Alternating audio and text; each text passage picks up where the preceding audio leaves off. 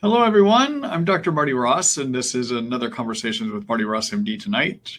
It's a webinar where we're going to talk about Lyme disease. I'm looking forward to see what your questions are tonight. As you know, your questions create the webinar.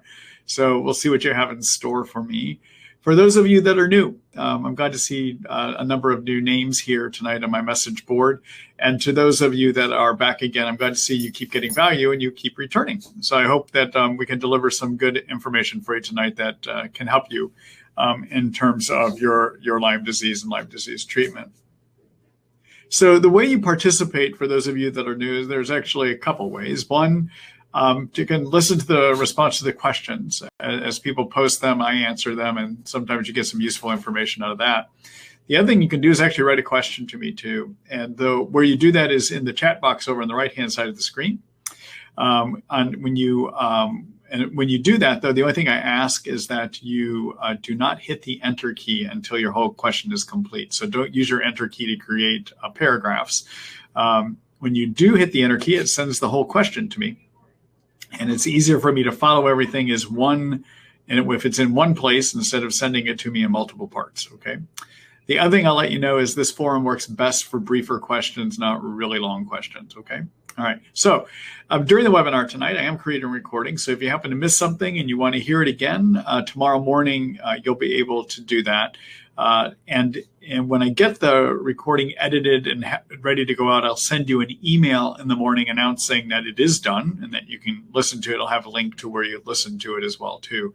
When you do, and then in that email tomorrow morning, you actually have a chance to sign up for next week's webinar. So we do have one more webinar in September, and then I will be off the week after that. Okay, so anyhow, keep an eye out for that tomorrow morning. When you do get that email, feel free to share it with anyone that you think might get some benefit from it too. I'm trying to spread the word to as many people as possible, so help me with that.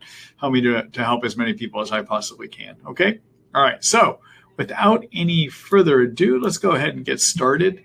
One other thing. During the webinar, I will be posting your questions on the screen so that those of you that are in the live version can actually see what those questions are. But those of you that are listening into the recorded version will not be able to read those questions. So I'm going to read them out loud as part of what we do here tonight too. Okay? All right. So this first question is from Jim. Hi, Jim. Let's see. I'm starting herbs for Bart, and I would appreciate any thoughts or general guidelines you might have on how much herxing I should accept. I can exercise regularly, so I'd say I'm in pretty good shape for someone with chronic Lyme and Bart. Should I reduce or stop herbs for a day or so when I have any herx? Should I reduce or stop for a day or so only when the herx is bad enough to interrupt my daily routine? Or should I accept herxing that's bad enough to run up my daily routine as long as it's not making me feel very sick? Okay. So, Jim, good question. So let me try to tell you how I recommend that people work with the herbs. So the two herbs that I like using to treat Bartonella are sida acuta and houttouynia. I often, these days, also like to combine those with liposomal cinnamon, clove, and oregano oil, all right? Now, when you start the drops, the liquid drops, so that's how I usually like to use the sida acuta and the houttouynia, is I have people start at 5 drops of each twice a day and add 1 drop per dose per day until you reach 30 drops. In other words, you ramp up slowly, okay? And then I advise people that if they start getting some worsening of either fatigue, muscle pain, or brain fog, that probably means you're having a herx, and that you should stop increasing but still stay on it. So for instance, if you start getting more fatigue, more brain fog, more body pain, and you're at 15 drops twice a day of each of those herbs, you keep taking 15 drops twice a day. And over the next couple of days or so, that herxing should let go, and then you continue to go back up again, okay? So that's how I usually recommend that people do it. Now, with the reason to use a liposomal cinnamon clove oil is that those herbs have been shown in laboratory experiments to treat what are known as persister growth state of Bartonella. So Bartonella and Lyme both have 2 growth states. So there's growing, like the germ is really growing a lot, okay? And that's probably the predominant mode. The majority of what germs are in you are in a growing phase. But they can also go into hibernation. And if they go into hibernation, they slow their metabolism way down, and they get to the point they just ignore the antibiotics. So regular antibiotic herbs or regular prescription antibiotics don't work on them, okay? So what has been discovered based on laboratory experiments coming to us out of Johns Hopkins University, Dr. Ying Zhang's lab at Johns Hopkins University, is that there are a number of herbal options, of which the one I usually start with is the cinnamon, clove, oregano oil, all right? And if you're wondering who makes that, so there's a company called Doctor Inspired Formulations that does make that product. And the reason I like their product is it's liposomal, meaning it's microscopically wrapped in fat to increase the absorption. Okay, so I have good success with that product. That product, I usually will start at 1 pill twice a day, and I don't ramp it up, okay? All right, so the sida, acuta, houttouynia, we don't have any studies done showing whether they treat persister forms, and yet we know people get better on them. So we assume at least as treating growing forms, maybe they treat persisters. We just don't know, okay? But then to add coverage for the persisters, I'm adding in the liposomal cinnamon, clove, and oregano oil, okay? So for those of you that are not familiar with all this, let me go ahead and do a quick screen share for you so you can take a look at a couple resources. So let's see here.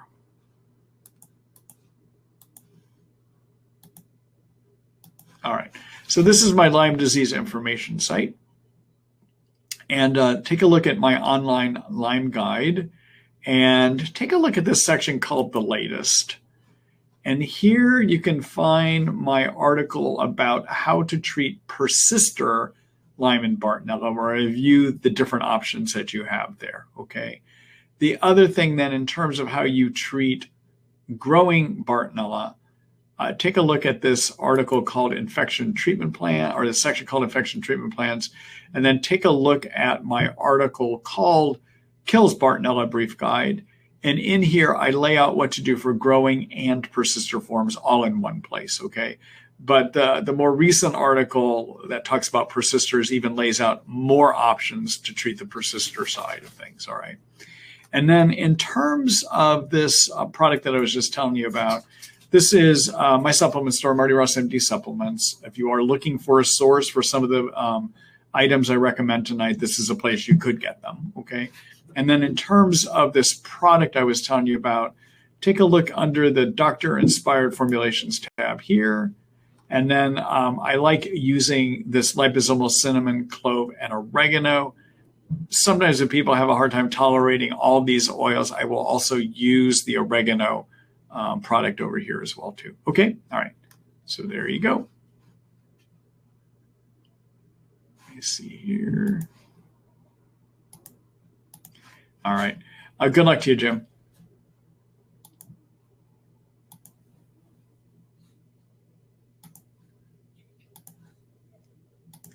Hello, D. Let's see. I read that fluconazole has great brain penetration and penetrates into cells, so it can treat intracellular infections, Lyme and Bart. If you had to put a patient on a maintenance dose of antibiotics for Lyme, would you prefer Doxy or IM Bicylin? And does IM Bicylin cause less disruption of the microbiome? Okay. So in terms of fluconazole and whether it treats Lyme and or Bartonella, so there are no studies, decent studies, I should say. Well, that's not true. There's limited science saying whether it works on Lyme directly, okay, a fluconazole study, okay. But what we do know is that there's a class of antimicrobials called the azoles, and fluconazole, fluconazole is an azole, okay? Other azoles that we will use to treat cyst forms of Lyme. So as many of you know, Lyme lives in you in both a spirochete form, and it lives in another form, another way it looks, in a cyst form, okay? Now these, just to make things more confusing, these spirochetes and these cysts are growing, or some of them assume a persister state, a persister growth state, okay? So you have what the germ looks like as a spirochete or a cyst, And then there are two growth phases. There's the growing and then the persisters. All right. Okay. So the azoles seem to be good at treating the cyst form of the germs. Okay. And so we know that we use clinically successfully, we use tinidazole, metronidazole. And because fluconazole is also an azole, I will sometimes use it as my anti-cyst agent too. And I do believe it does a good job doing that. Although I have to tell you, there's no proven science that says it really does. Okay. All right. Now, when it comes to Bartonella, there have been no studies done at all looking at fluconazole either. However, there are clinical studies or laboratory studies, again, that have been published this last year, a little over the last year now, out of Johns Hopkins University. They've been looking at ways we can treat persisters, okay? And those persister studies, in one of them, Dr. Ying Zhang and his colleagues looked at using a medicine called Clotrimazole, okay, which is an azole in the same family as fluconazole, metronidazole, and tinidazole. Clotrimazole is actually used as an antifungal cream. So it's used for women's vaginal yeast infections. It's also used for skin, fungus, and yeast infections as well, too. That's what it's designed to do. All right. But so it's the only azole that he studied. Now, in his studies, when he looked at prescription drugs that he could use, he basically chose a representative of each class. So clotrimazole, we might look at as being representative of the family of azoles. In his study, he looked at doxycycline, and that would be a representative of the tetracyclines like minocycline and doxycycline and tetracycline, for instance, okay? So maybe based on Dr. Ying Zhang's studies, we could say fluconazole works because clotrimazole did. But I have to tell you, I honestly don't know. And it's not one that I would necessarily go for in treating Bartonella. I think there are some better options, at least what I'm seeing clinically. Again, for the persisters, I like using the liposomal cinnamon clove oregano. Newer research out of his lab is also showing that Japanese knotweed, also cryptolepis, has some abilities at treating both growing and persister forms as well too, okay? And so I have been using those with some success too. In fact, those are some of the things I wrote about in my article that I was showing you earlier about what he used to treat persister Bartonella, all right? And then let's see, second part of this, if you had to put a patient on a maintenance dose of antibiotics for Lyme, would you prefer Doxy or IM Bicillin? It depends on what all the symptoms are and what's happening. In terms of, and I guess I'm trying to figure out what you mean by maintenance dose as well too. In terms of an antibiotic that is going to have more effectiveness because it does more things, I would prefer doxycycline over Bicylin. The reason I would prefer it is it does good brain penetration. It also treats spirochetes, and it also treats Lyme that has moved inside of cells, okay? The Bicylin is only going to be useful at treating spirochetes that live outside of cells. It doesn't get in the intracellular space, all right? So anyhow, those are some thoughts. And then finally, does IM Bicylin cause less disruption of the microbiome? You know, in theory, it might, but the reality is probably not. So the thing is about IM Bicylin, although you're not taking it as a pill that gets into your intestines and then as an antibiotic messes with the good bacteria, the trouble is it actually gets absorbed into your bloodstream, and from the bloodstream, it leaks back into the intestines, and it still disrupts your good microbiome. So I'm not, in theory, it might have less of a problem, but in reality, it can still lead to intestinal microbiome problems and intestinal yeast overgrowth, for instance, too. Okay? All right. Thanks for the question, Dean. Good luck to you.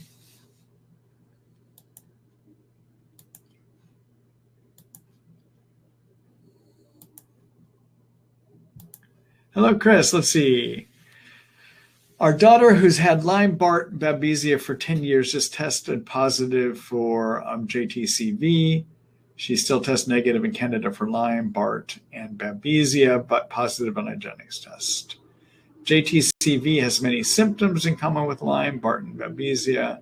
Have you treated Jamestown Canyon virus? Would you point us towards any resources to treat Jamestown Canyon virus? There is very little about treatment in the medical literature. Thank you very much. So unfortunately, I'm not familiar with that. So I don't have any advice to give you on that. Okay. All right. Sorry about that, Chris. And good luck with that.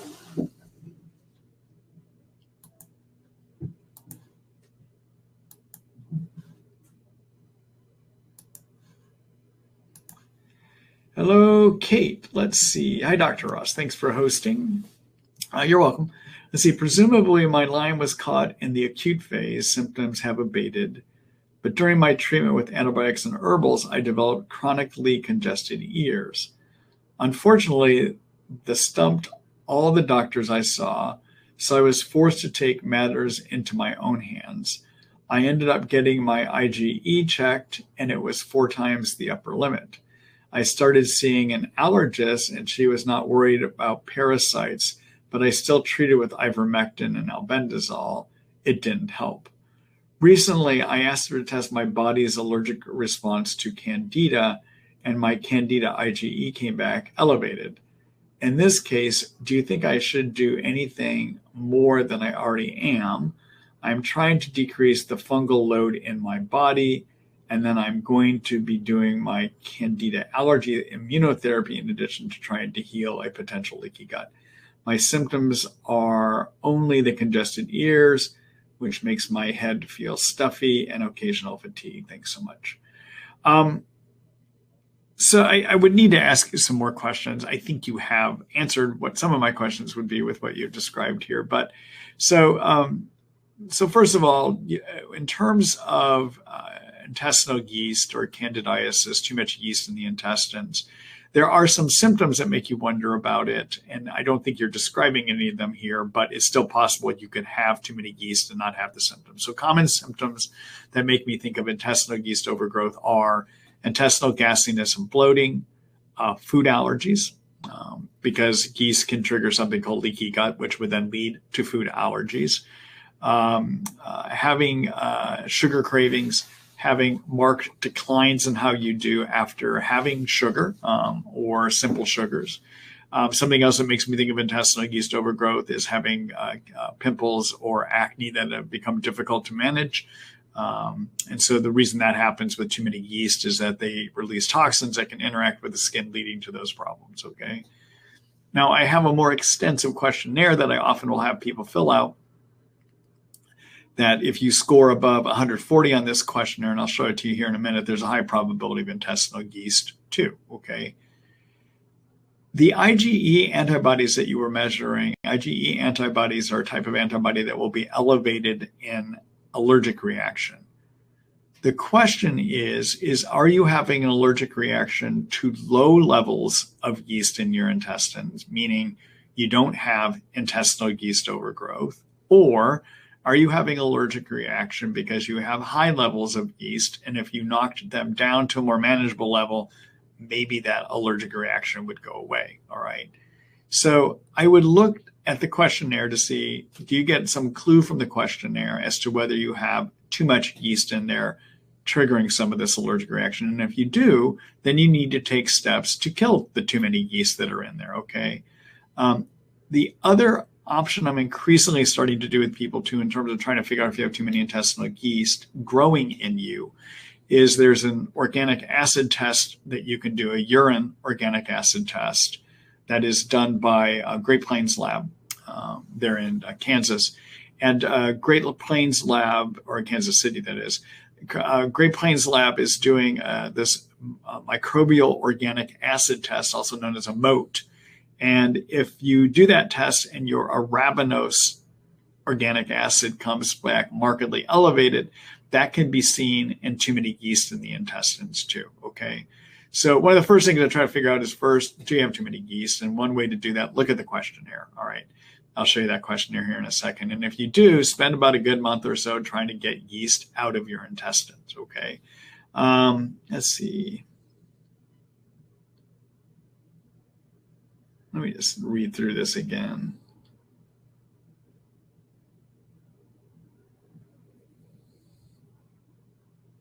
Yeah, I think I've answered that here. Okay, so how could yeast give you some stuffiness up in your ears and in your head? Well, if you get too many yeast in the intestines, they could lead to something called leaky gut. And the immune cells that line the intestines may have an allergic reaction to those yeast as part of leaky gut. And then you wind up getting release of histamines. Those histamines go into the bloodstream, go out throughout the body, and give you allergic type symptoms, including fluid behind your eardrums, and give you stuffiness, basically. Okay, that could be what's happening here. I'm going to show you some resources that you can use to help figure out if it is too many yeast, and also what you would do to treat for it as well, too. Okay.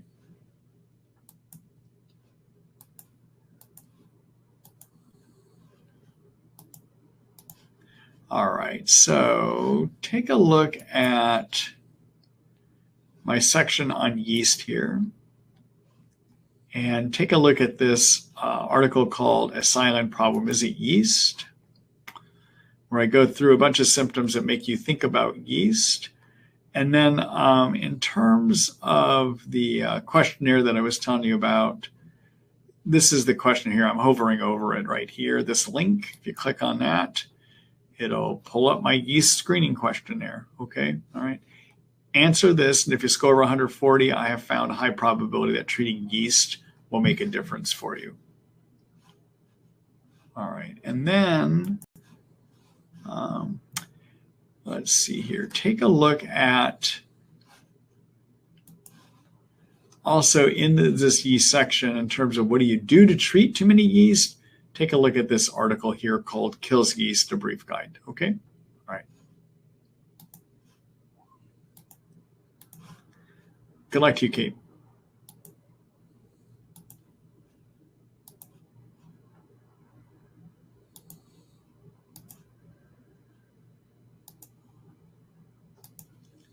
Hello, Dave. Let's see. Hi, Dr. Ross. A few questions.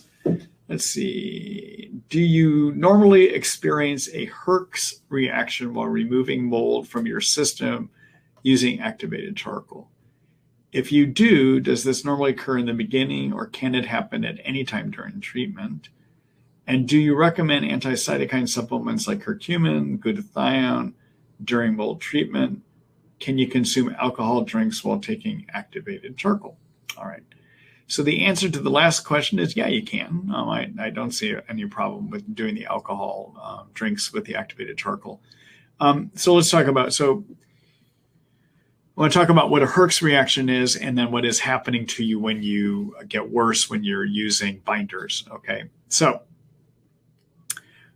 when you have Lyme or you have mold toxicity illness, the primary reason that you feel poorly is your white blood cells will try to deal with these problems. Will try to break down the mold or get rid of the mold toxins, and your white blood cells will also try to get rid of Lyme. One of the key signals that these white blood cells use to recruit the rest of the white blood cells in the immune system to work against these germs are cytokines.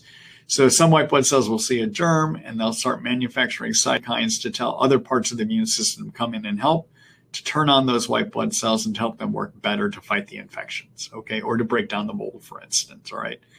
But if the immune system is not doing a good job of that, or can't get rid of these germs, or can't get rid of the mold toxins, it will respond by trying harder and harder, and eventually it will make too many cytokines, all right? And too many cytokines make you feel tired, give you fatigue, disturb your sleep, give you brain fog, make you hurt all over, interfere with how your hormonal systems work, et cetera, okay? Those are all called Lyme symptoms, all right? Now, when you start killing germs, sometimes people will flare up.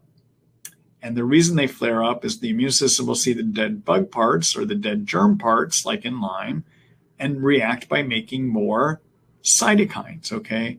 So that's called a Herxheimer reaction. So when your immune system sees dead germs after you start antibiotics or increase antibiotics, and it manufactures more cytokines and you feel worse, that's called a Herxheimer reaction, okay? So a cytokine flare and symptoms related to antibiotic killing is called a Herxheimer reaction, all right? But that's not what's happening to you when you get worse when you're using your binders, because you're not killing anything, all right? So what happens there? Well, so let's talk about mold toxin illness for a minute too, okay? So with mold toxin illness, what happens is 25% of us get mold toxins trapped in our bloodstream. because our immune system isn't set up to break them down. All right. And what happens when you get these mold toxins in your system is they try to get cleaned out, or the liver tries to clean them out, and it will move some of them from the liver and the bloodstream out into the intestines. And then in the intestines, they get reabsorbed again, okay, back into your bloodstream. Now, if you're on a binder that literally binds and grabs hold of these toxins out in the intestines, that then creates a void of those toxins in your bloodstream, all right? Because remember, these toxins have moved from the blood to the liver then moves them out into the intestines, and if they don't get reabsorbed again, that creates an absence of those toxins in the bloodstream, all right? Now, the body, we're designed to maintain balance, and if you have an absence of toxins in the bloodstream, what happens is toxins that are stored away in your tissues and your fat then move into the bloodstream, okay? And that movement of toxins into the bloodstream to replace those that have been pulled out triggers cytokine flare, okay? So when you get worse in removing your toxins, it's because of a cytokine flare, which is different than a Herxheimer reaction, which is a cytokine flare caused by killing germs. That's technically what a Herxheimer reaction is. Regardless of what we call it, though, both a killing reaction and pulling toxins out trigger cytokine flare, okay? It's just we don't call it, when you remove mold toxin, we just don't call it a Herxheimer reaction, basically, all right? Now, when can it happen? It usually is going to happen when you first start your binders. It can also happen if you increase your binders. Generally, it's only going to be around the times when you start or you bump up your dose increase, okay? In terms of things that you can use to manage it, yeah, you work with anti-cytokine supplements. And so I like working with liposomal curcumin. Curcumin, everyone, is a component of turmeric. It gets inside of white blood cells and can block the production of cytokines. All right. The product I like using for that is a product made by Thorne. It's a liposomal curcumin called Mariva 500. I like using a liposomal variety because curcumin generally is just not well absorbed. So you want to microscopically wrap it in fat so you get increased absorption. Okay. And that's what Thorne does with its Mariva 500. 500 milligram pill, 1 pill 3 times a day. The other thing I like using to control cytokines is liposomal glutathione. So glutathione is a very strong antioxidant that also can interrupt signals that go to white blood cells that tell them to make cytokines. So it kind of, think of it as blocking the signaling system, okay? Versus curcumin, on the other hand, gets inside of the factory and blocks production. Glutathione stands outside the factory and intercepts the signals that are telling the factory to make those cytokines. So they complement each other, okay? And so the way that you wind up using your liposomal glutathione is, the product I like for that is a product made by Research Nutritionals called Trifortify. It has great absorption. Research Nutritionals has done some studies looking at red blood cell levels of glutathione, what happens to them when you're on this product. And it actually leads to significant elevation, significant increased levels of the glutathione, okay? So of the Research Nutritionals product called Trifortify, I like people to take 5 milliliters or 1 teaspoon 1 time a day. If you're having a big cytokine flare, you can take 1 teaspoon or 5 milliliters 2 times a day, okay? All right. So I think I answered that question for you. So I'm going to show everyone, I'm going to just, if you want to read more about other ways to manage your cytokine flares, I'm going to just show you a quick article here. So take a look in my online Lyme guide here again, and take a look at this section called Herxheimer and Cytokines. And take a look at this article called Control Cytokines, a guide to fix Lyme symptoms and the immune system. Okay. All right.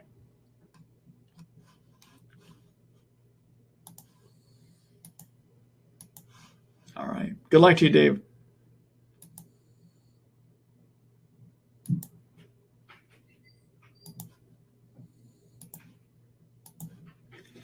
Hello, Ruth. Hold on here just a minute.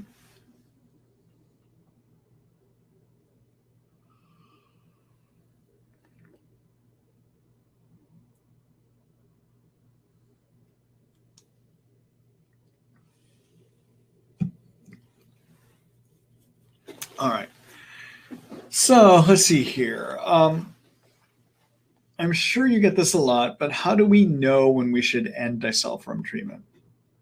Should the goal be to be symptom-free period of time before stopping?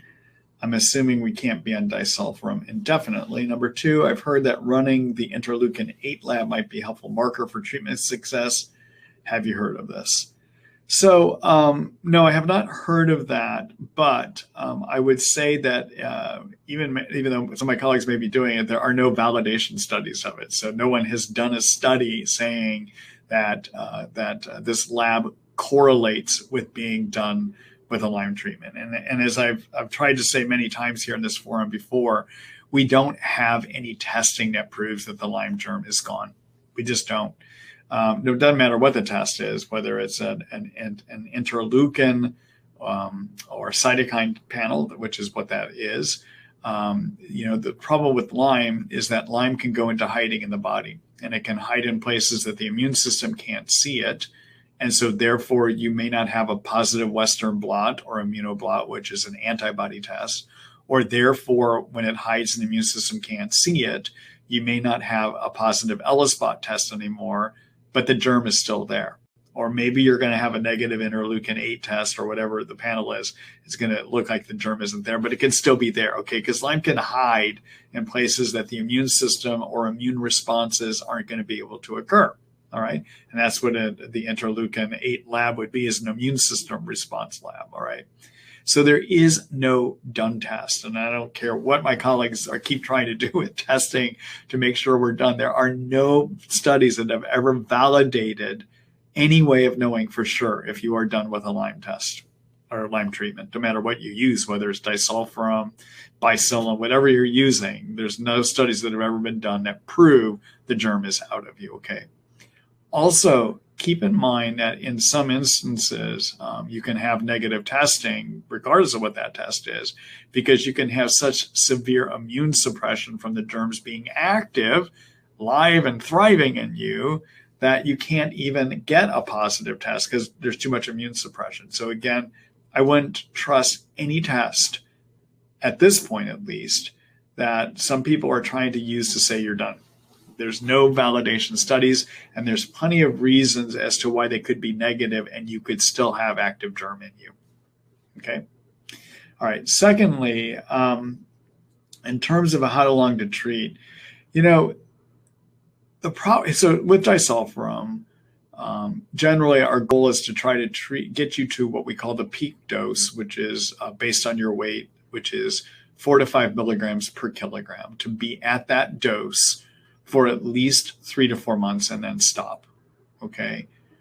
The problem with using disulfiram and trying to get symptom-free is even if it has worked, it's hard to get symptom-free because 60% of the time that you're on it, it's going to lead to fatigue. Okay, that's a common side effect of it, okay? About 30% of people are going to have some mental health problems on it as a side effect. And about 15% of people are going to develop neuropathy on it, of which there's a small percentage that can become permanent too, okay? So in other words, while you're on it, as a side effect, you could feel like crap, all right? So often you don't know if it's worked until you stop it and come off of it altogether, okay? And when you stop it, it could take a good month or 2 months before it's even all the way out of your system, and you need to taper off of it over a course of a month. So it can take time to figure out, okay?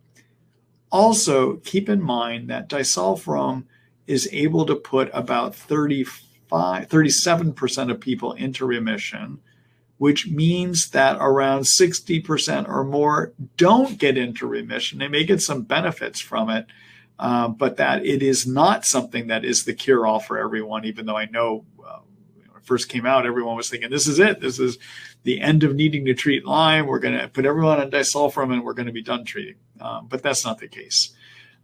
So my goal still, when I do this, is to get somebody on it for at least 4 months and then try to pull them off and see where we are.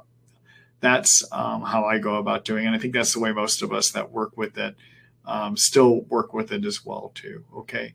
And I don't make it a goal to be symptom-free because sometimes you can have had great benefit from it, but you won't know until you actually get off the stuff, okay?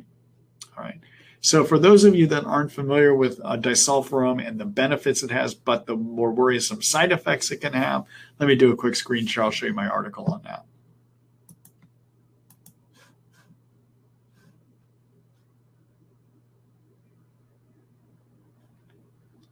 Let's see. I think we'll look here.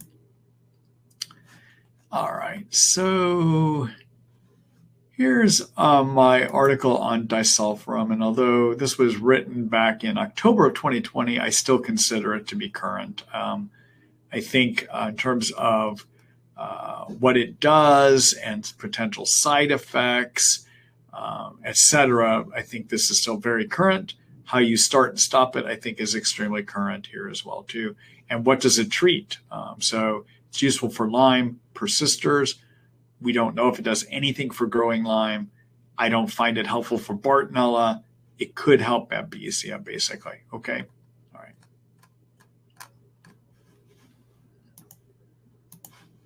All right. Good luck to you, Ruth. Thank you for that question.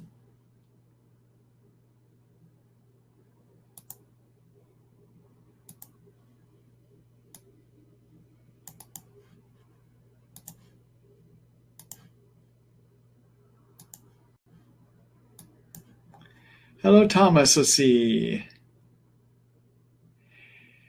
Some people have warned me about using glutathione if you're sulfur intolerant. What can I do in the case because I'm highly sensitive to everything? Thanks. So when people mean, it depends on what they mean by sulfur intolerant. So there are some genetic tests that you can do to see if you have genetic defects that may impair your detox systems regarding sulfur. Okay. And so there was a trend a while back, and notice the word I said, a trend a while back to look at these genetic tests and see if you have genetic SNPs or genetic problems. And if your genetic SNPs said that you had a genetic setup indicating you would have sulfur problems, then we automatically would say, no, you can't be on your sulfur medicines, okay? But having a genetic blueprint that says you should have the problem does not mean you actually manifest the problem, okay? And so the reason is although you have the blueprint, whether it actually is a problem in the real world is a different thing, all right? And that's because, and I'm changing my ideas about this, is I'm recognizing that that we have this thing called the gut microbiome, all right? So all those bacteria in your gut that we get worried about because knocking them down could lead to too many yeast, well, those bacteria are there for a reason. And in fact, it's very interesting. If you look at the genetics of our body, about, I think 90% of the DNA, the genetic material, DNA and RNA that's in our body is from the gut microbiome.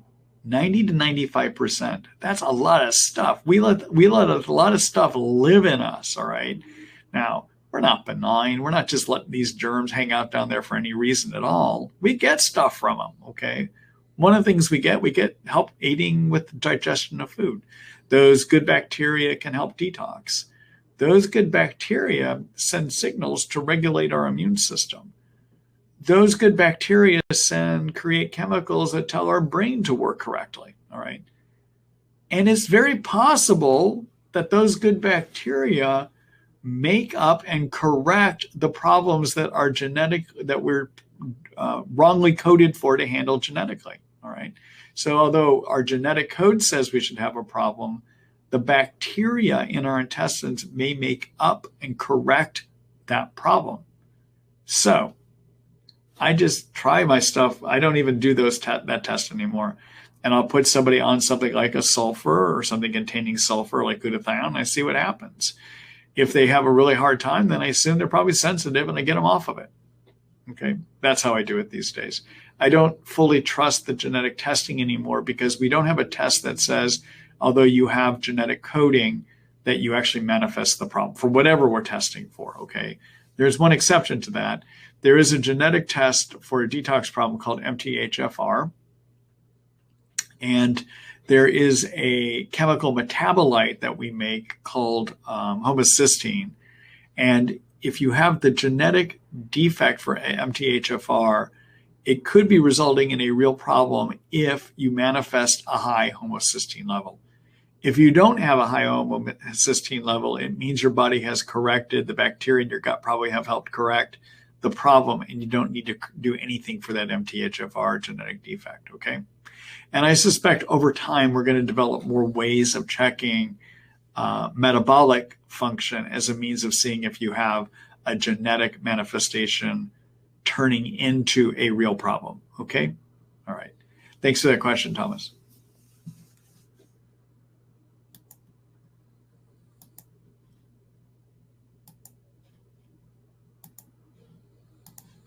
Hello, Brandy. Let's see.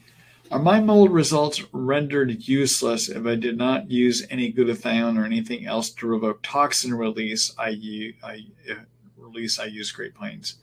My results were 5.06, but I have no way of knowing if that level is symptom causing or not. What would you say based on your experience? Thank you.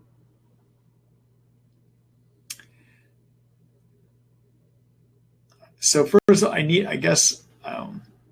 would need to know which toxin you're talking about. So that level and whether it's significant or not depends on which the toxin is. And unfortunately, you didn't tell me what the toxin was here. All right. So I can't say, I don't know. In terms of doing the glutathione provoked testing that I know some of my colleagues advocate for, I don't do it. I know that some of them do, but I think that the tests are still valid whether you use glutathione or not. Okay. All right. Thanks for the question, Brandy.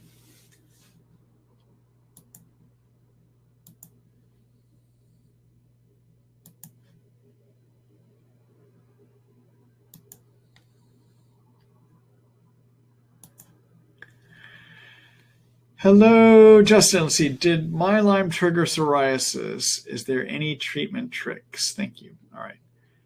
So psoriasis is an autoimmune condition of the skin. All right. So it manifests as it's an immune system attack on your skin or an autoimmune reaction to the skin. It is possible that in some people with psoriasis that have Lyme, that the Lyme triggered that autoimmune attack. Okay. Not in everyone. Sometimes you can just have psoriasis that happens to be there separate from your Lyme infection, but it is possible. And there's no test to know for sure, but it is possible that your Lyme triggered, activated, turned on your immune system attacking your skin, leading to the psoriasis. Okay. Now, a few other things to consider. If you have psoriasis and you're being treated and it gets worse, consider if you've developed too many yeast in the intestines. Okay. Again, if you have too many yeast in the intestines, they release toxins. Those toxins can interact with the skin, resulting in any skin condition worsening. So that could be your psoriasis. It could be yeast or pimples or acne that we sometimes see with yeast overgrowth. Okay, so just consider that. Okay, to consider if you do have too many yeast possibly involved, take a look at that yeast article that I was talking about earlier tonight at the questionnaire there. Okay, all right. The other trick, so that would be one trick. Make sure you don't have too many yeast in your intestines that could be flaring, leading to a flare of your skin psoriasis, even though the yeast are in the intestines. The relationship is the yeast in the intestines release toxins that get into your bloodstream that can interact with your skin, making skin conditions worse. Okay, all right. The other trick, and this is for any type of condition that is considered to be an autoimmune condition that you might get along with Lyme, like psoriasis, like Sjögren's syndrome, like scleroderma, like rheumatoid arthritis, like lupus, any of those that might have a true autoimmune component to them. Sometimes working with low-dose naltrexone is a treatment that could make a difference, okay? So what is naltrexone? So naltrexone is a narcotic blocker. All right. And so, yeah, that does have something to do with your immune system. Just bear with me while I try to explain it. So our body manufactures our own narcotics. They're called endorphins. And the narcotic endorphins that we manufacture, we make to help manage our pain, but we also make them, those endorphins also regulate the immune system and try to keep it from becoming too inflamed, either allergically too inflamed, which is something called Th2 inflammation, or infection too inflamed. That's something called Th1 inflammation, okay? Autoimmune illnesses tend to be more on the Th2 hyperactive side, okay? So what happens is naltrexone, which is this narcotic blocker, binds to our own natural narcotic receptors, which are our endorphin receptors. And when those endorphin receptors are blocked, the brain doesn't like it. Okay, the brain sends out a bunch of signals saying, hey, we got blockade down there. Endorphin producing cells, make more endorphins, overrun the blockade. Right? So if you take this naltrexone, you're going to start having more endorphins being produced under the direction of the brain. Right? That's number one. Number two, second thing that happens is the endorphin receptors become more sensitized to any remaining endorphins that are out there. Right? So they become super endorphin sensitive. So when the naltrexone wears away, you suddenly have these endorphin receptors that are now super sensitive. They get flooded with all the excess endorphins that have been produced. And that over months, maybe even up to 6 months, can help rebalance an overactive immune system that is attacking you, okay? You can get rebalance of the relative inflammations between Th1 and Th2 inflammation, and naltrexone can lead to that, all right? Now, when we use it, we call it low-dose naltrexone. And the reason we call it low dose is it's manufactured as a 50 milligram pill, but we don't want to use it at that high dose. We want to use it at a lower dose. And we want to use it usually somewhere between 1.5 and 4.5 milligrams. When you use it at that range, 1.5 to 4.5 milligrams is usually over about a 4 to 6 hour period of time. After you take it, it will eventually leave those receptors and go away, all right? So we want those receptors only to be blocked temporarily so that they have a chance then to become more hyperreactive to the endorphins, and those excess endorphins have a chance to work. All right, so you need that blockade to end. And so low dose naltrexone gives about a 4 to 6 hour blockade, basically. Okay.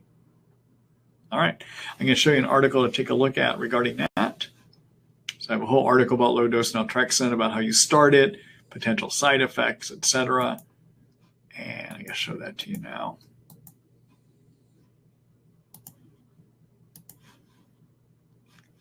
All right, so you're going to find about low-dose naltrexone in my immune system section here.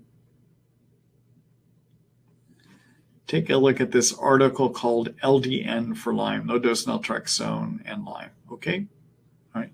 Now, one thing I just mentioned here too, and I'll say again, you need to give this at least a 6-month trial to see if it's going to work.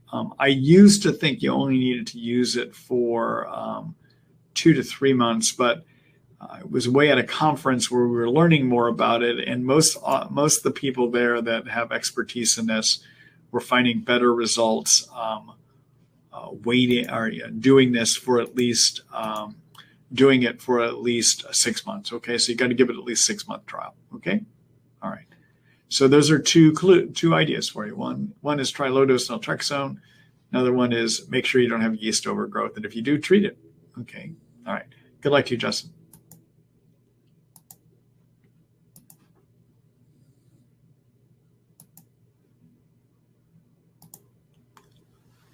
Hello, Kate. Hold on here just a minute. Let me get a sip of water.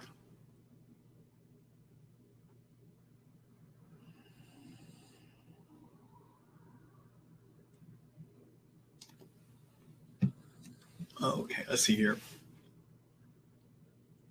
Hi, Dr. Ross. What causes visual symptoms caused by Lyme and Bartonella? It seems to be my most lingering, bothersome symptoms that I can't get rid of. They make me feel very dissociated and cause much anxiety and perception issues. Any insight would be appreciated. Thanks so much. So I don't know specifically what's causing it in you, okay, but I can talk about things that can happen with Lyme and Bartonella. So sometimes people with Lyme and Bartonella, Lyme and or Bartonella, can get symptoms of something called visual snow, where they actually just have it's almost like snow in front of their eyes. They have a hard time seeing. Some people will have visual static, where their eye just seems to, everything is kind of staticky, or the way the eye moves is kind of staticky as well too. Some people have a hard time focusing, and that focus issue may have to do with the neurologic function of the muscles that make the eyes move, but also the muscles that cause your lens to maintain a shape, to maintain focus, okay? The visual snow and visual static issues could be problems also with some of the muscles that make the eye work, and therefore the nerve function of those muscles, but may have something to do with the optic nerve or the visual nerve as well too. All right, so both Lyme and Bartonella we know can affect how the nervous system works and how things that the nervous system supplies and make work function. All right, so it probably has to do more with neurologic dysfunction of either the nerves that make the lens work and hold its proper form, or the nerves that make the muscles work and hold your eye in a certain position or move up and down, or the optic nerve itself, the one that controls vision. It's some of that. It could even be, I mean, in theory, it could even be that you've got some issues with Lyme involvement of the visual centers in the brain, which are going to be in the back of the head too. So anyhow, those would be my thoughts on it. Now, what do? Well, you got to keep treating your Lyme or your Bartonella. You got to knock the germ load down enough. The other thing that I always like to do when I get into these bad visual symptoms with people is I like to make sure I'm doing things to support nerve function and healthy function of the cell energy factories called mitochondria. It just so happens that things you do to fix the nerves and support healthy nerve function also help function of your cell energy factories called mitochondria, so the nerves and the vision have enough energy to run correctly, okay? So the two key components that I always like to do when I'm supporting nerve function and I'm supporting mitochondria function, number one, I like to do something called phospholipid repair. Phospholipid repair means fixing the fat layer, the fatty membrane of your nerve cells and the fatty membrane of your cell energy factories called mitochondria.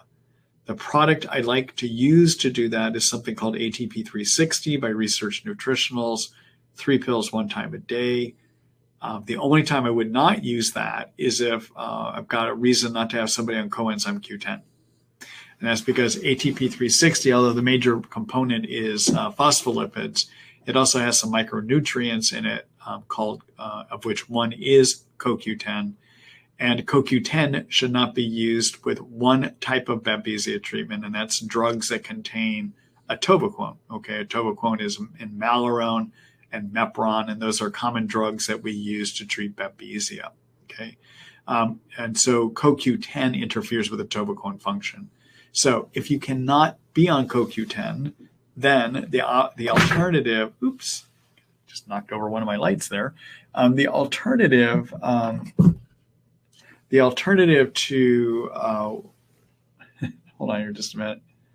The alternative to ATP 360 is a product by Research Nutritionals, which is called NT-Factor Energy. It does not have any CoQ10 in it.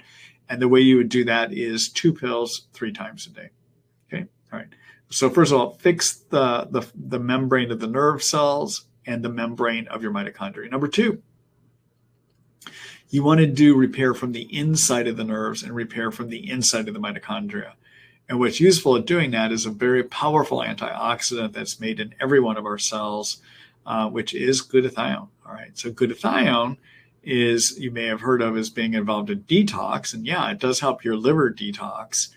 But the main function of it is to repair cell damage and injury that occurs just from the cells running and operating. Okay. Now, if you have injury to the cells, they will burn out their own glutathione supply. All right, they're going to keep trying to use up their glutathione, and sometimes they just can't make enough of it. All right, so you want to supplement the glutathione. And what I like, again, using for my glutathione source is that product called Trifortify by Research Nutritionals. And the main reason I like using it is it's got good data showing it raises levels of glutathione in your cells. Glutathione by itself is not well absorbed, but the way they prepare this glutathione using a liposomal variety, it gets great absorption. Okay, so that's what I would wind up using for that too. Okay, and that would be 5 milliliters, 1 teaspoon, 1 time a day. So basic formula would be ATP 360 to repair the membranes, and that would be 3 pills 1 time a day. And then to fix the cells from the inside and the mitochondria from the inside, do liposomal glutathione as that Trifortify product, for instance, 5 milliliters 1 time a day. All right. Good luck to you. Thanks for the question.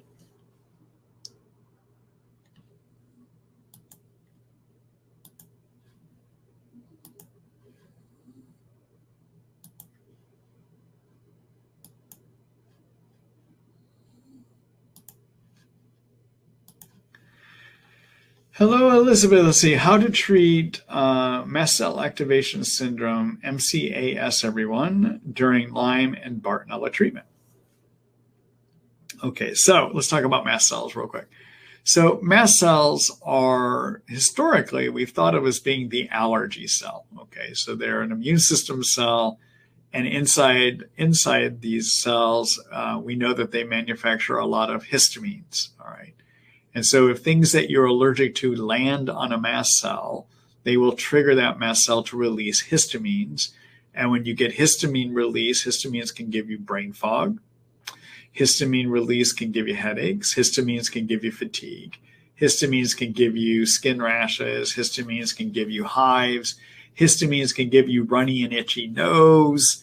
Histamines can give you intestinal cramping. Those are all symptoms of excess histamines. I just went through that with you, okay?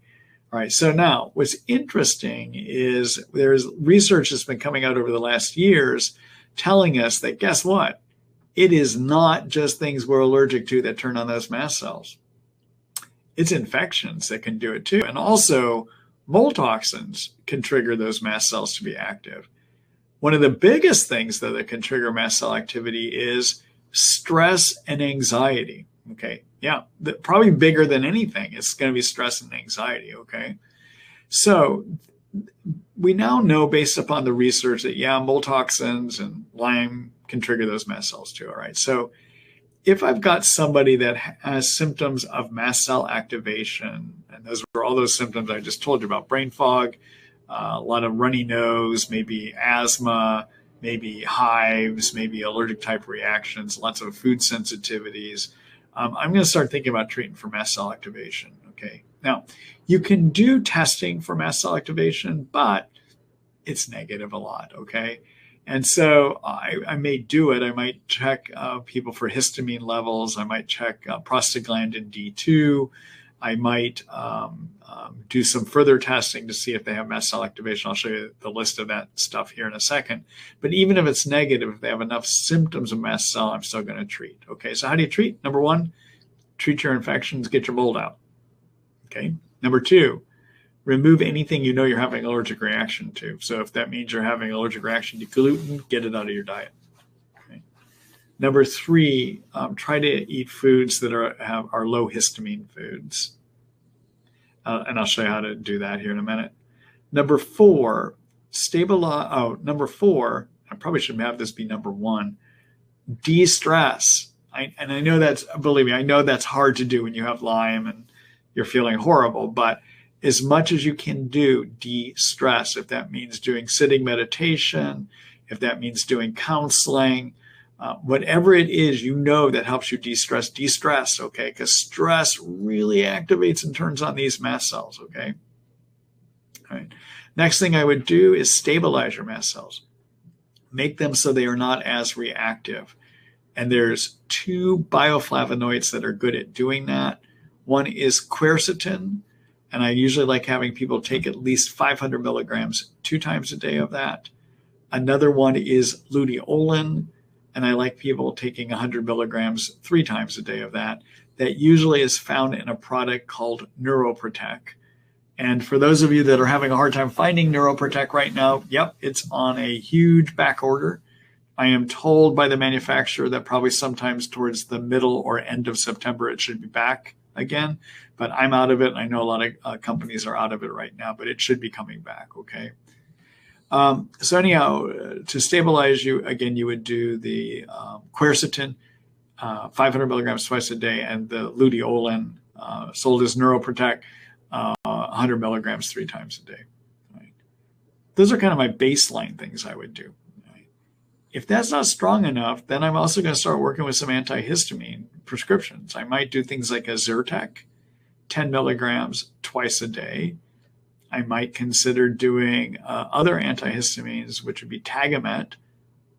I might start considering doing something called a Singulair, which is a medicine that can help decrease the inflammation caused by allergies. Okay, so I would look at doing all those things. If I've got somebody that predominantly has intestinal mast cell activation symptoms, like gasiness, bloating, I might also put them on a prescription mast cell stabilizer called Cromolyn. Okay. All right. So that's a lot of stuff I just talked about. Let me show you the article that you can read to get more details. Okay. All right.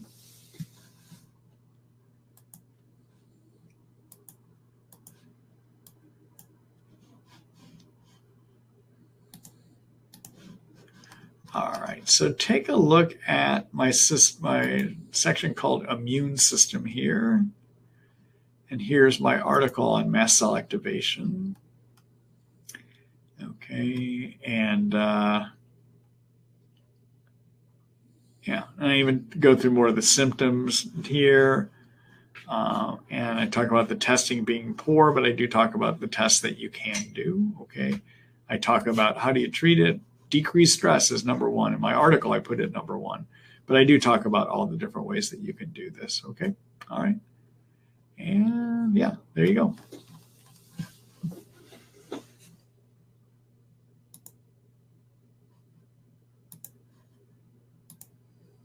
All right, there we go. All right, Elizabeth, good luck to you.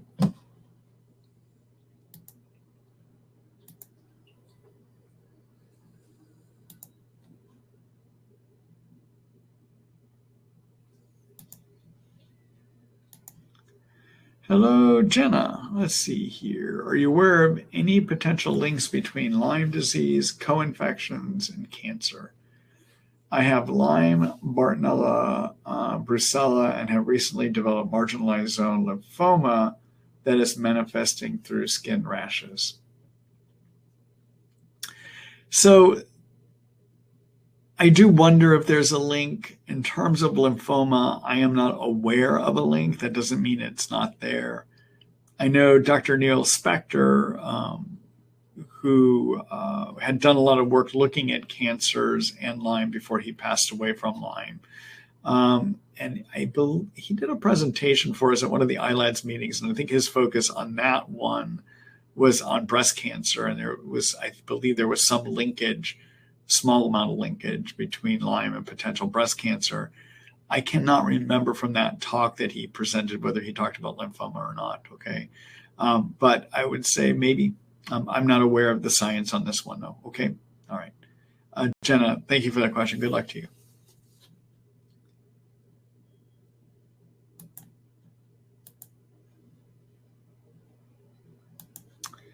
Actually, I'll tell you what, I'm going to do a quick screen share here. We're going to look something up together so that you can, I think you may be able to find more information on this. Let's see, what did I do here? All right, screen share.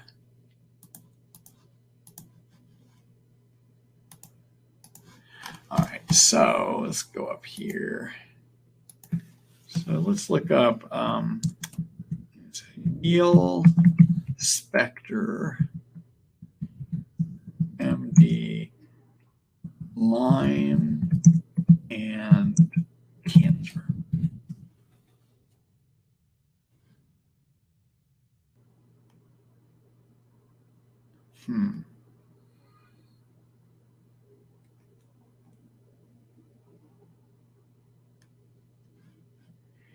You may want to look, I can't see it here quickly, but I do believe there's some discussions here, like this one, Neil Spector MD saw parallels between cancer research and Lyme. You would have to look through this and see if there is, but he's the one that did a lot of writing about and looked into the idea about whether there is a link between cancer and Lyme. Take a look at what his writings were in this area, okay?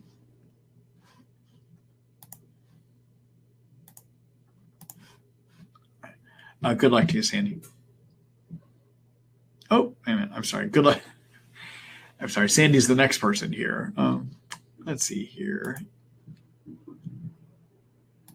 Hello, Sandy. Let's see. I'm 2 months into a Babesia Lyme protocol, taking artemisinin, atovaquone, azithromycin, ivermectin, and a biofilm buster. I won't get my mold mycotoxin tested back for a month. I was in a flooded building for a few months 10 years ago. Should I be taking something for mycotoxins now while I'm doing the Babesia protocol instead of waiting for my mycotoxin test lab results? I don't know. Sometimes I will, sometimes I won't. I would need to know a lot more about what your symptoms are and to see whether that might make sense to add that into all this stuff that you're currently taking. I would suggest asking your provider. They know you best. I don't have enough information here in this forum to help you decide that. Okay? All right. Thanks for that question, Sandy.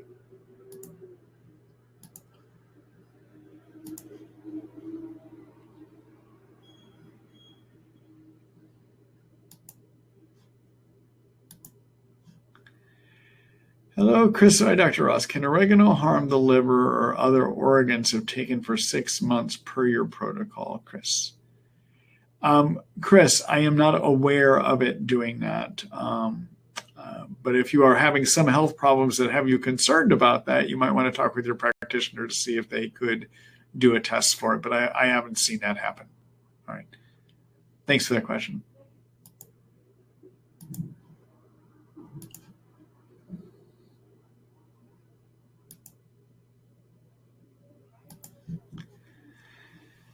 Hello, Chrysalice. Hi, I have a question pertaining to co-infection diagnosis, particularly Bartonella. I was recently diagnosed with Bartonella by a naturopath using OnDemed, and then according to symptoms. My family medicine integrative doctor does not recognize the diagnosis and calls it a vague autoimmune disease. What's the sensitivity and specificity of particular types of testing? Example, symptoms versus IGeneX. All right.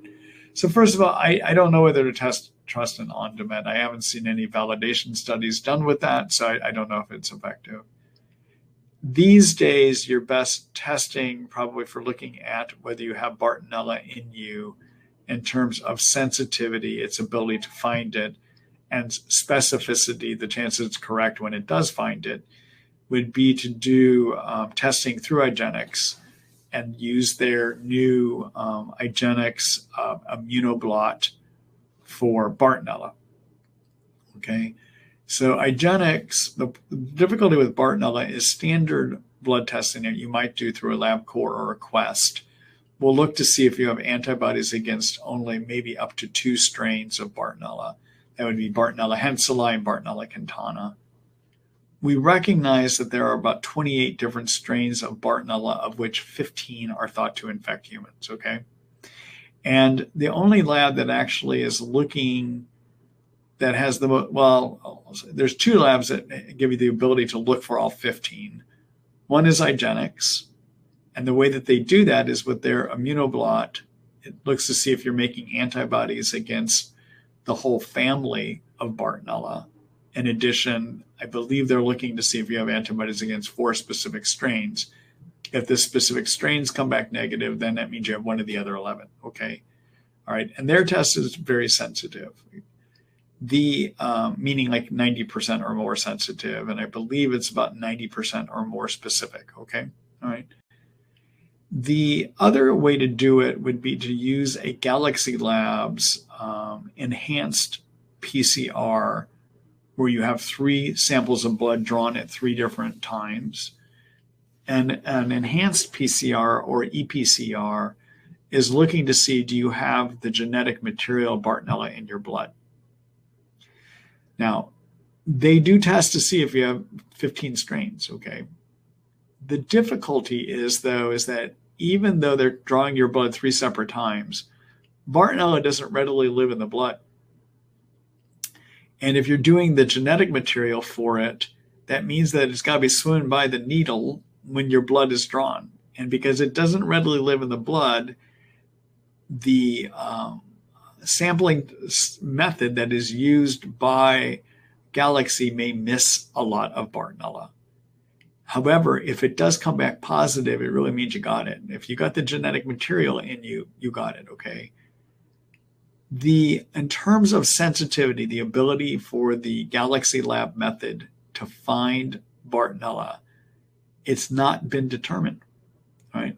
They haven't been able to do testing that shows what that sensitivity is because it's hard to characterize which people actually have Bartonella or don't have it. So they've never done the studies to tell us what the sensitivity is. IGeneX has. They've figured out a way of doing that, but Galaxy has not done that. Okay, so I don't know if it's how sensitive it is. I would assume that it probably is missing a lot of cases of people that have it, just because it's going to be hard to measure the DNA in your blood and something that doesn't live in blood that easily, okay? All right. So if I were to want to do testing for it, I would look at doing the immunoblot through IGeneX, okay? Yeah, I mean, you can still have it and have negative testing, but boy, you're going to have an easier time keeping your family doc and others on board if you can get a positive test, okay? All right. Good luck to you, Crystal.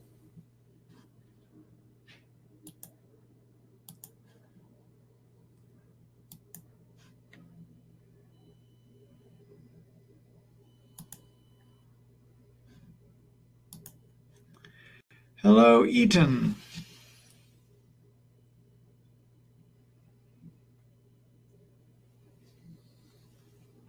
Let's see, I've been taking the Beyond Balance Detox drops for many months. I'm finishing up my last bottle. Have you used this protocol with patients with any benefit? I still seem to have all my symptoms for BB. I don't use Beyond Balance. In looking at what's in them, I have not been drawn to them as something that I think would be effective, to be honest with you. So it is not a way that I wind up going. All right. Thanks, Eden. Now, I don't know because I haven't used them. Okay. And there's many ways to skin this cat. If you're still having lots of symptoms, I would consider looking at a different way to skin the cat. Okay. All right. Good luck to you, Eden.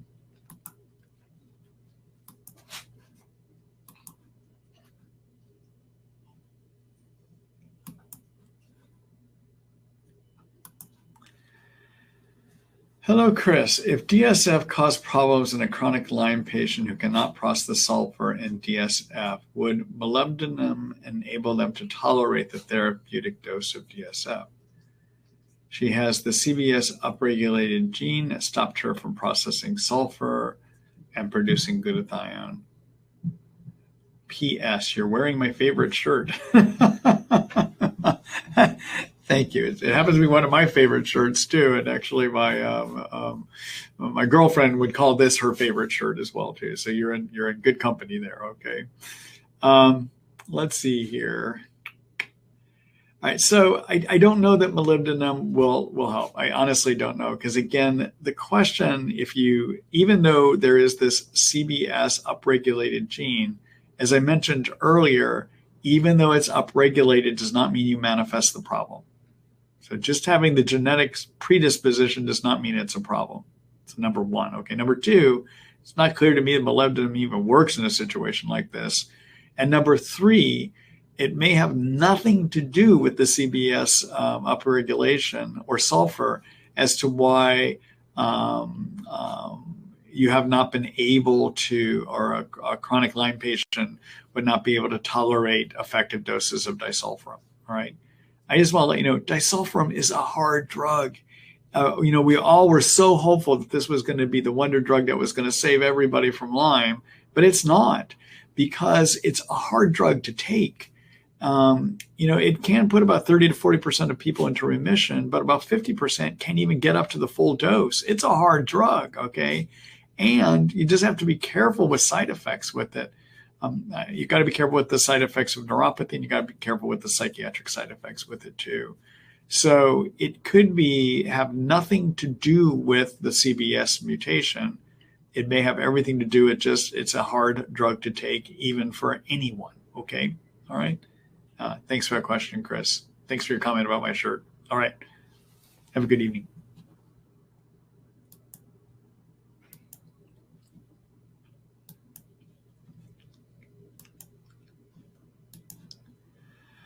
Hello, Julia. Say hi, Dr. Ross. Do you think atoba bark and cat's claw alone can put Lyme disease in remission? What percentage of people do you see this work well for? Also, do you know anything about the $4.5 billion grant from the Stephen X. Alexander Cohen Foundation to find a treatment for Bartonella and the studies they will be conducting? Thank you. So I'm not, other than knowing that the Cohen Foundation has come up with this grant, I don't know the specifics about it, so I can't comment about that. In terms of what I see in my practice, I see that the atoba cat's claw, as long as that's your only problem, is Lyme, and you don't have Bartonella, you don't have Babesia, I see that it's able to help about 85 to 90% of people get well. Some of those are able to get into remission, and I don't have an actual percentage for you on that one, okay? But I use it with an equal chance of getting a person well as I do prescription antibiotics. I put it in the same category of potential success. All right? All right. Thanks for the question. Good luck to you.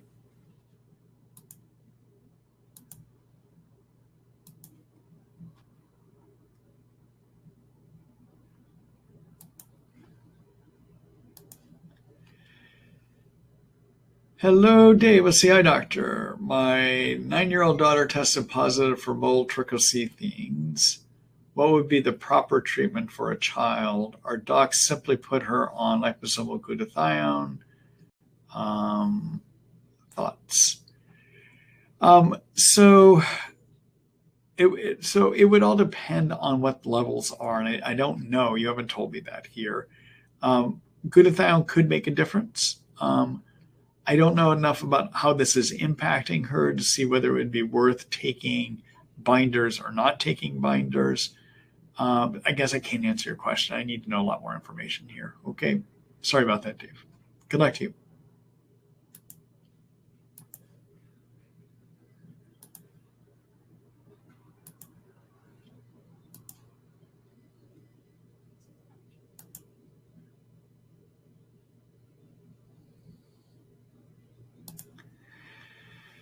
Hello, Emily. Let's see. I had a long-term mold exposure and have been out binding and detoxing for 4 months now.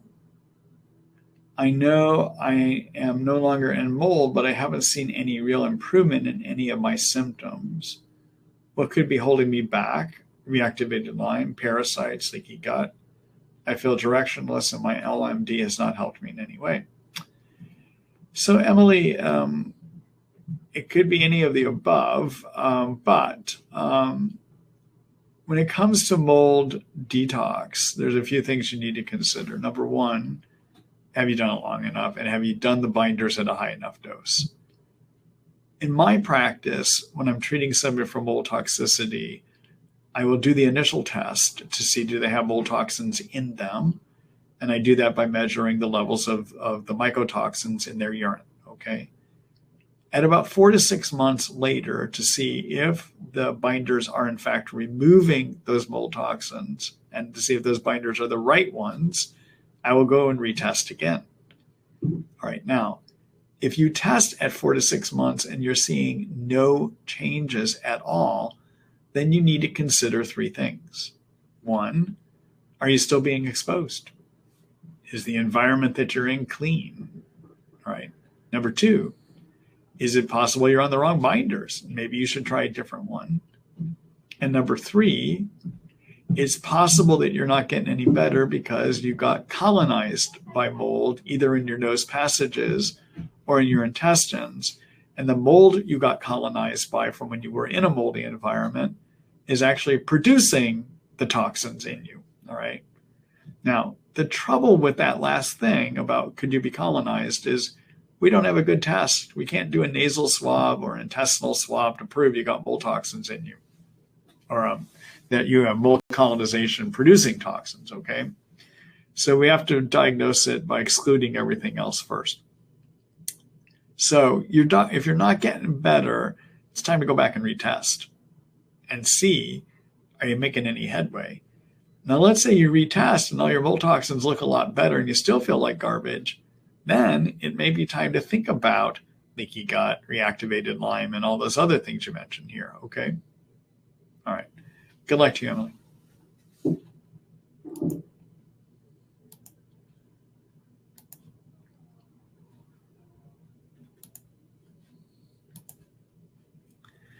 Hello, D. Let's see. Do you agree that 400 milligram doxy is more effective than 200? Maybe. I know that's not a precise answer, okay? But so in my practice, I've kind of evolved in how I handle doxycycline. When I was trained to manage Lyme, and I went through my ILADS fellowship, this is years ago, back in 2004, 2005, I think it was. At that time, we were all, a lot of us learned things by reading the writings of Dr. Burrascano, and he used to also teach us how to manage Lyme. And his philosophy was to use doxycycline at a really high dose, okay, up to 400 milligrams a day. But I've also worked more at 200 milligrams a day. And to be honest with you, I find benefit with either dose. There are times so these days I tend to start more at 100 milligrams twice a day.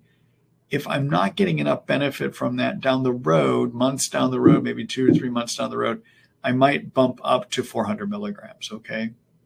Now, there's another thing you should be aware of with doxycycline. Doxycycline works best with a high peak dose. It's at when you take the drug and it results in the blood levels going up, it's the high level of the drug that kills the germ.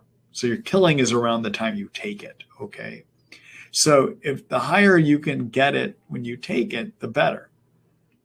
So if you can stomach taking your 200 milligrams a day of doxycycline all at one time instead of 100 milligrams twice a day, you can stomach it. You can tolerate it in your stomach as 200 milligrams one time.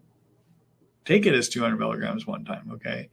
Or if you can stomach it and not get all nauseated and get really sick on it, and you can tolerate 400 milligrams one time, take it all one time, all right? That's going to get you the best chance of killing, okay? But I don't follow a dogma anymore of 400 milligrams is always best. What's best is what works in the patient. So sometimes that's 100 milligrams twice a day in my practice, okay? All right. So good luck to you, D.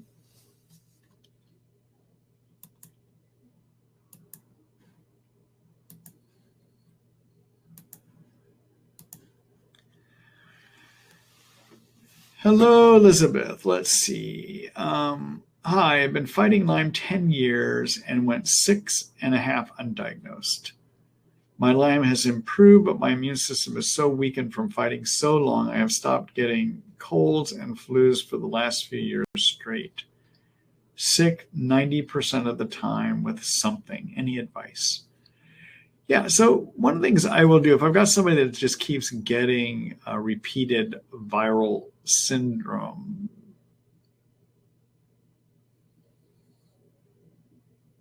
oh, you have not stopped getting colds and flus. Yeah, so a couple of things I would look at. Number one, you want to turn on the cells in your immune system that fight viruses, okay? And so one of the things you could take is Reishi Mushrooms, Reishi, R-E-I-S-H-I. Those,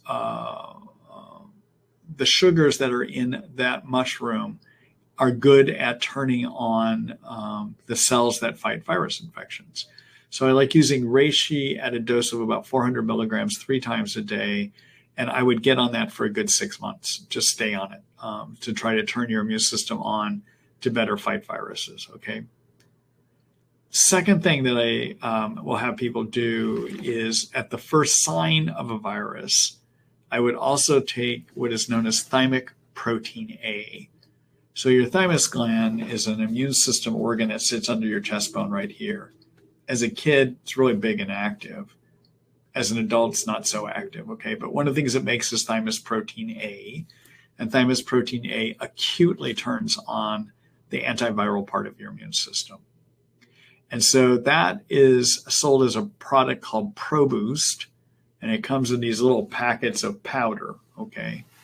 And what I usually have somebody do at the first outset of anything that looks viral, I'll have them put it under their tongue every 2 hours and let it dissolve under your tongue every 2 hours, 3 times on the first day.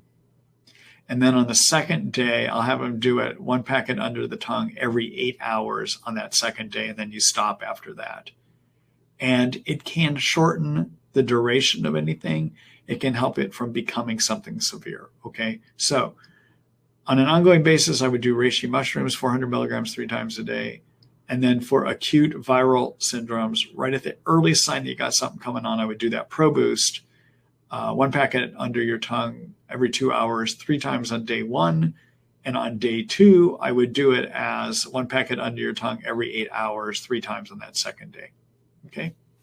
That's usually what I wind up doing with my patients that are having similar situations like that. And majority of people get benefit out of doing that. We see less frequency, and even if they do get something, it tends to help nip it in the bud, if you will, by doing the ProBoost packets as well too. Okay, all right. Good luck to you, Elizabeth. Thank you.